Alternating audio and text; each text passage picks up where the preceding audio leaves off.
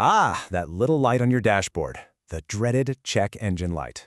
If you're driving a Toyota and just scanned a P0015 code, you're probably thinking, what on earth does that mean and how much is this going to cost me? Well, don't worry, we're about to decode it all for you. Let's get right into it. So you're just driving along, minding your own business, and then bam, there it is, the check engine light glowing away, and your stomach just drops, right? You know something's not quite right, but what is it? And the big question, is this a simple fix or a bank breaker? Okay, so you did the right thing. You pulled the code and it's P0015. Now that might sound like some scary technical jargon, but really it's a super specific clue. And in this explainer, we're going to walk through exactly what it means and how you can tackle it, starting with the easiest and, yep, the cheapest fixes first. So here's our game plan. First, we're going to translate what that code is actually saying. Then, we'll dive into the most common things that cause it. After that, we'll give you a clear, 5-step plan to diagnose it yourself. We'll touch on the more complicated stuff and then wrap it all up with a simple action plan. All right, first things first, let's demystify this thing. What is your car actually trying to tell you with this P0015 code? So the official fancy definition is B camshaft position timing over retarded, bank 1. What that means in plain English is that your car's main computer, its brain, has noticed that the timing for one of the engine's camshafts is off. It's lagging, it's behind schedule.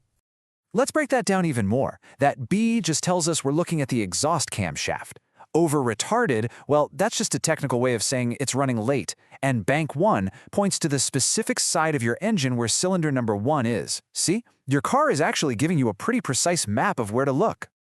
Now here is the absolute key takeaway. P0015 is all about your engine's variable valve timing system, or VVT. This is a brilliant system that adjusts engine timing on the fly to give you better power and fuel economy.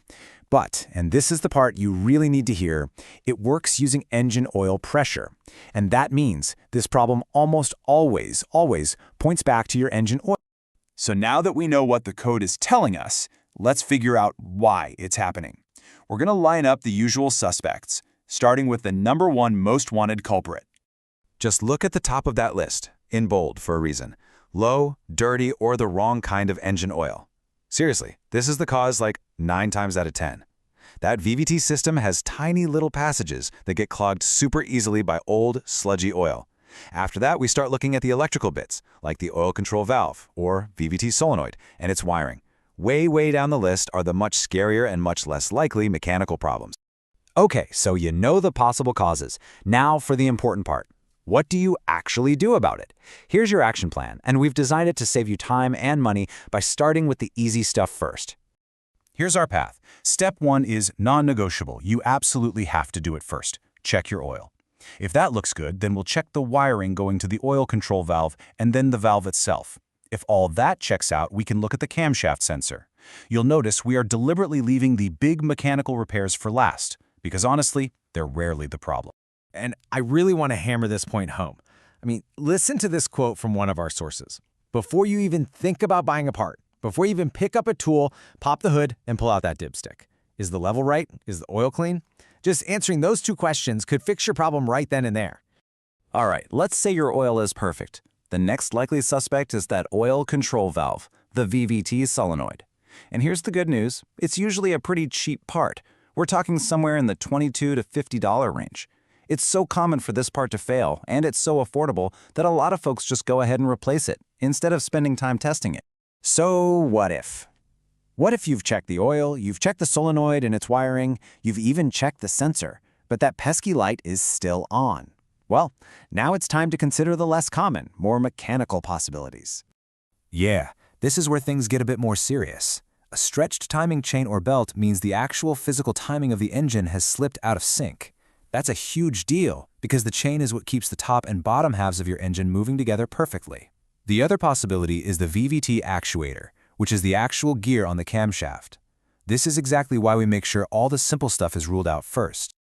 Okay, we have covered a ton of ground. So let's boil all of this down into one final, simple, and easy-to-remember action plan.